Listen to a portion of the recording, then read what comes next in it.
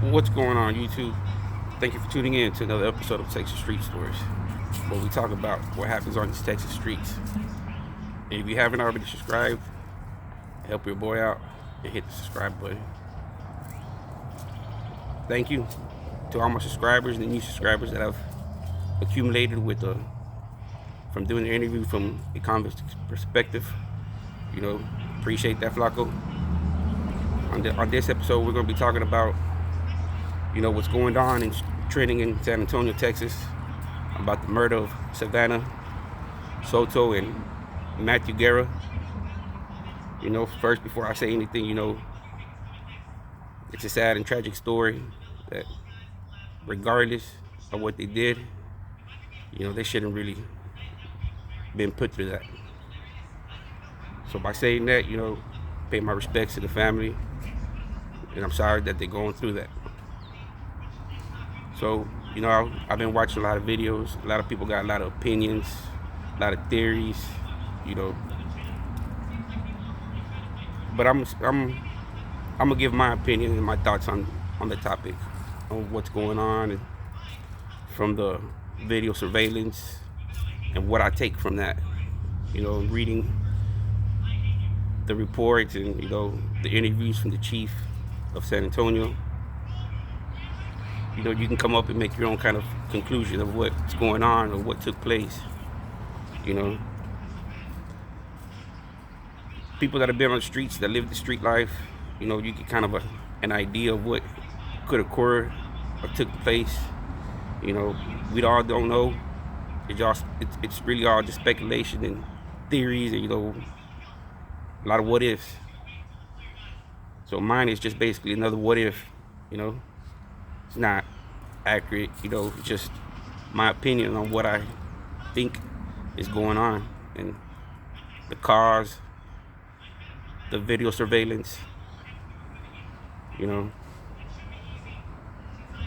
dude was 20 something, he was doing something maybe he wasn't supposed to be doing. That's the risk you take when you're involved in those type of activities. He should have known better not to be taking his baby mama, but that seems like that's the norm nowadays. You riding around with her, smoking with her, and instead of riding with one of your buddies, when you're doing all this dirt, to at least watch your back.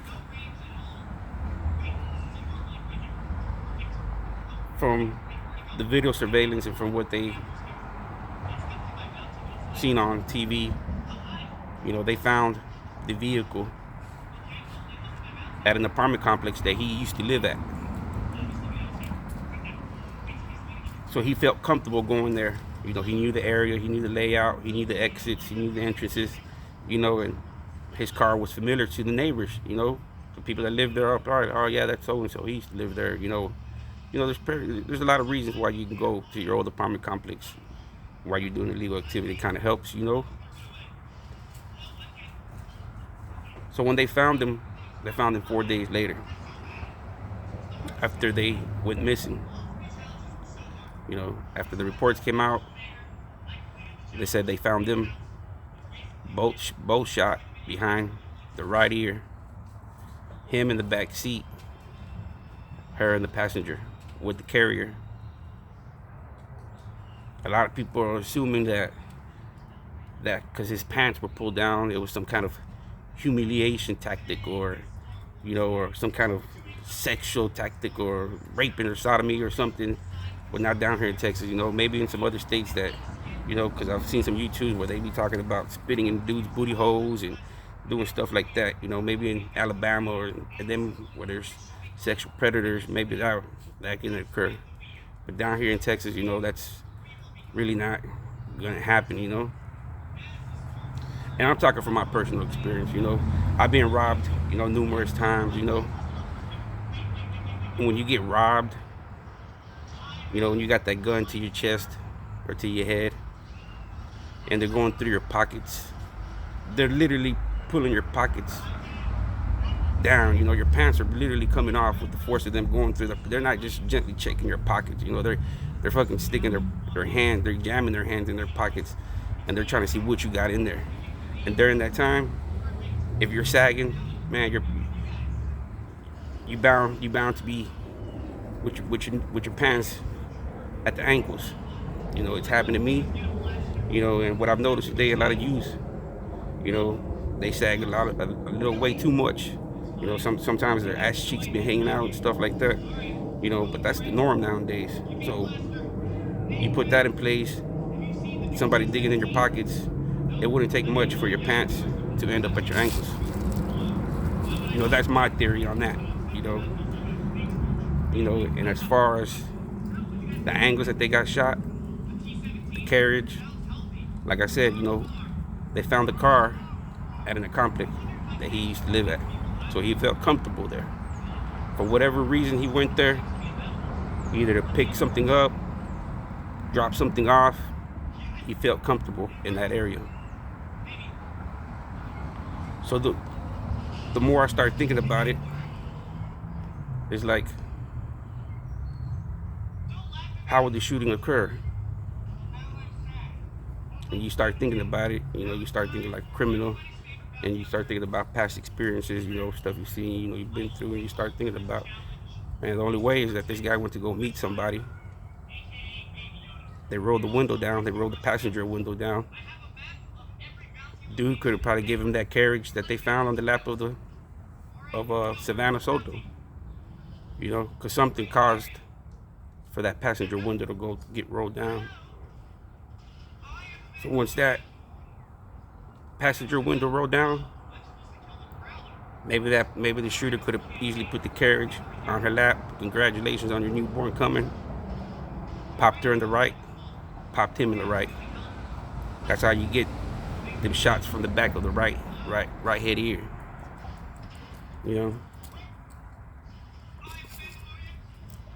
They're not gonna sit there and start arguing, letting the chance of him putting the car in reverse or drive.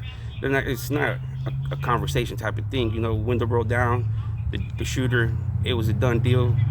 His face was already sealed. He was there to do what he was supposed to do, and he did what he was supposed to do. So after he does that, he goes around the corner, puts Matthew in the back, goes through his pockets looking for cell phones, whatnot. Cell phones can be tracked nowadays. He gets in the driver's seat. But at the same time, who wants to be in the driver's seat while you got bodies in the car with you? So this is where the surveillance video gets picked up, where he meets that other fatso. I call him Fat. I don't know his name, so I'm gonna call him Fatso. This is where he meets Fatso with the truck. You can see them wiping down the truck. You can see them wiping down the car. And also, you can also see the driver of the car trying to get out. Like he's trying to get the car. He's trying to leave from that area. He done did what he was supposed to do. He's trying to get in the truck with Fatso. But Fatso's telling him, "No, man, we can't leave the car here. We're basically like in the street. If they would have left that car right there, they would have been found, if not that night, the next day. Because where the car was at, a neighbor would have been like, hey, why is this car parked right there in the middle of the street? It's a street. It's not just a street. It's people go back and forth through that. So somebody would have been or gotten off and be like, hey, man, can you move your car? Hey, something would have occurred to where that car would have been found quicker than 4 days. And that's just my take on that situation. A lot of people saying that, that he was raped and his pants got pulled down for humiliation. I think it was more a robbery, payback type of deal. It's nobody really knows. All we can do is speculate and give our opinions on the topic. But a lot of people are saying that he got humiliated because his pants were pulled down. I don't believe that. I believe that his pants were pulled down because they got sacked. They got ransacked. They were going through his pockets and his pants ended up down below his ankles. And as far as the torture, I don't really believe in torture. You know, when you get shot in the head, you know, you get your head becomes a pumpkin head. You know, I know that because I got a friend that got shot in the neck and he survived. You know, but your head becomes a pumpkin head. You're swollen. You know, and then take 3-4 days until they found you. You become more swollen. So of course your body's going to look tortured. You know, as far as them, the crimes being done somewhere else. You know, let's say the crimes did take somewhere else. It did occur somewhere else. Nah, you wouldn't be driving with the person in the passenger. You know, you'd be riding with both of them in the back or in the trunk. I think anybody wouldn't want to be riding around with corpses. You know, and the smell of it. You know, I don't think anybody. I don't think it occurred anywhere else other than where it occurred right there in this apartment complex. It happened where they found him around the corner somewhere. He felt comfortable. He was meeting somebody up, either to purchase, sell. You know, nobody knows. But down here in Texas, I don't think any organization wants to be associated with that type of bad publicity. You know, nobody wants to be associated with that. You know, he could have probably been thinking he's doing, you know, a good for his organization, or maybe he's thinking he's gonna get promoted, you know, or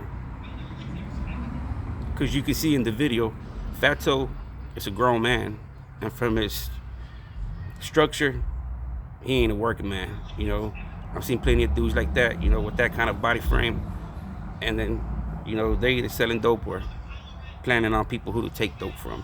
That's just the way they, in my personal experience. And the dude that was driving the car, you can kind of see that he got younger features. You know, you can see he got a shaved, close cut haircut. You know, but it's a sad, tragic story. You know, to what happened. You know, to the unborn. You know, even to the mom. You know, but I think it was just, in my opinion, I think it was a robbery hit gone bad. You know, I don't think Savanna had anything to do with it. She was just really at the wrong place at the wrong time. Matthew, all we can do is speculate. What ifs? Maybe he was doing this, maybe he was doing that. But all you can really do is point the finger at him, because maybe he was the intended target. But he brought the collateral damage. And it happens, you know. And about Savanna's brother being killed last year, that's totally different, you know. San Antonio, Texas streets, they're crazy, man. They've been wilding out this year, and I guess for the past few years, you know. I give my respects to the people of San Antonio, you know. Simple as that, you know. Sad, tragic story, but this should show the youth, you know. This is what happens when you choose that type of lifestyle, you know. And it's a sad story, you know, that baby was going to be born into a generational curse, just like Matthew was, just like how Savanna was. Matthew was born, you know. We haven't seen too much about the parents, you know. But one thing about San Antonio, it's a generational thing, you know. Kids are born to it. Grandkids are born to it. It's a sad story, you know. But all we can do is speculate and pay our respects to the lost. And hopefully we get some more details and get everything straight. Thanks for tuning in.